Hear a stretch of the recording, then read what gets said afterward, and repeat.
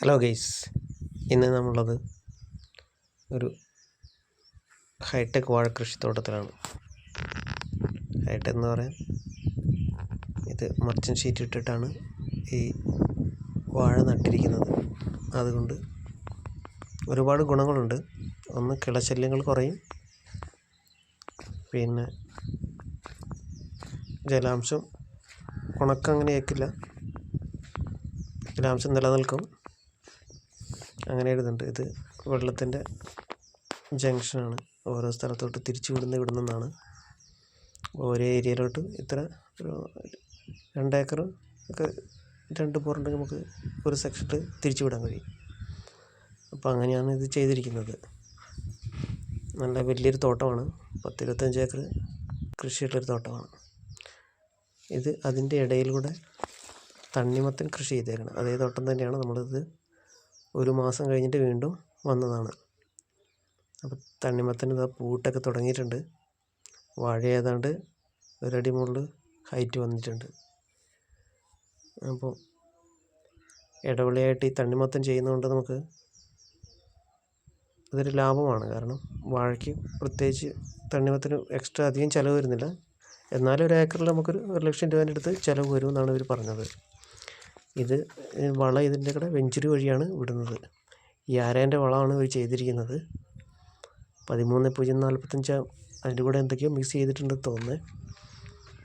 ഇതിൻ്റെ വെഞ്ചുറിയും കാര്യങ്ങളുമാണ്. ഇത് ഫിൽറ്റർ കാര്യങ്ങളെല്ലാം ഉണ്ട്. കാര്യം ഈ വളത്തിൽ എന്താണെന്ന് വെച്ചാൽ എന്തെങ്കിലും കരട് കാര്യങ്ങളുണ്ടെങ്കിൽ ഇത് ചെറിയ ഹോളാണ് നമ്മുടെ ഡ്രിപ്പ് പൈപ്പിനുള്ളത്. അപ്പോൾ ആ ഹോൾ അടഞ്ഞു കഴിഞ്ഞാൽ അവിടെ വെള്ളം ബ്ലോക്കാവും. അപ്പോൾ അതുകൊണ്ട് ഫിൽറ്റർ ചെയ്തിട്ടാണ് നമ്മൾ കല്ലോ അതേപോലെ എന്തെങ്കിലും കരടൊക്കെ ഉണ്ടെങ്കിൽ ഫിൽറ്റർ ചെയ്തിട്ടാണ് ഇതിൻ്റെ ഉള്ളിലൂടെ വെള്ളം കടത്തി വിടുന്നത്. 1.5 അടി ഹോളുള്ള പൈപ്പാണ് നമ്മൾ ഇതിന് ചെയ്തിരിക്കുന്നത്. ഇതൊരു 60 ദിവസം കൊണ്ട് നമുക്ക് തണ്ണിമത്തൻ വിളവെടുക്കാൻ പറ്റും.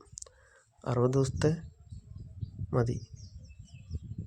അപ്പോഴത്തേക്കും തണ്ണിമത്തൻ വിളവെടുക്കും. ഒരു 10-20 ദിവസം, 1 മാസം കൊണ്ട് അത് പറിച്ച് കളയുകയും ചെയ്യാം.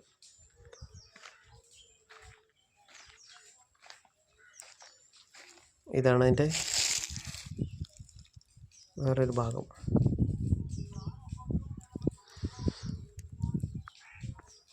ഇതുണ്ട്. ഇത് പൈപ്പ് ആ ഷീറ്റിൻ്റെ മുകളിലൂടെ ആണ് ഇട്ടിരിക്കുന്നത്, ഏറ്റവും ടോപ്പിൽ. ഇത് ആദ്യം തന്നെ ഷീറ്റ് വിരിക്കുന്നതിന് മുമ്പ് വളവും കാര്യങ്ങളെല്ലാം ചെയ്തിട്ടുണ്ടാകും. ചെയ്തിട്ട് ബഡ് വെട്ടി അതിൻ്റെ ഉള്ളിലാണ് വാഴവിത്ത് വെച്ച് ബഡ് വെട്ടി മണ്ണിട്ട് മൂടി അതിന് മുകളിലാണ് ഷീറ്റ് വിരിക്കുന്നത്. നമ്മൾ അടിവളമല്ല ഇതിൻ്റെ ഉള്ളിൽ ആദ്യമേ ഷീറ്റ് വിരിക്കുന്നതിന് മുമ്പ് കൊടുക്കണം. അത് കഴിഞ്ഞിട്ട് പിന്നെ നമ്മൾ ഡ്രിപ്പ് വഴിയാണ് നമുക്ക് വളം കൊടുക്കാൻ പറ്റുള്ളൂ. വെഞ്ചുറി വഴി ലിക്വിഡായിട്ട് കൊടുക്കൽ നടക്കും. ചൂട്ടിൽ വളം ഇടാൻ പറ്റില്ല. അപ്പോൾ അടിവളമെല്ലാം നമ്മൾ നേരത്തെ തന്നെ ചെയ്യണം. പിന്നെ ഇനി ഡ്രിപ്പ് വഴി കൊടുത്തു വിട്ടാൽ മതി. അപ്പം തണ്ണിമത്തനും ആയിക്കോളും, അതുപോലെ വാഴയ്ക്കും വേണ്ട വളങ്ങളെല്ലാം ആയിക്കോളും. ഓരോരോ സെക്ഷൻ നമ്മൾ മാറ്റി മാറ്റി തിരിച്ച് വിട്ടാൽ മതി. നല്ല വലിയൊരു തോട്ടമാണത്. ഇപ്പം നല്ല ഉണക്കിൻ്റെ സമയമാണ്. അതുകൊണ്ടാണ് വാഴയ്ക്കൊരു ചെറിയൊരു ഇതുപോലെ ഉണ്ട്. എന്തായാലും ഒരു നല്ല ചൂടാണ് ഇവിടെ ഇപ്പോൾ. അപ്പം അതിൻ്റെ ഒരു ചെറിയൊരു ഇതുണ്ട്. എന്നാലും ക്ഷീണം പോലെ തോന്നുന്നില്ല.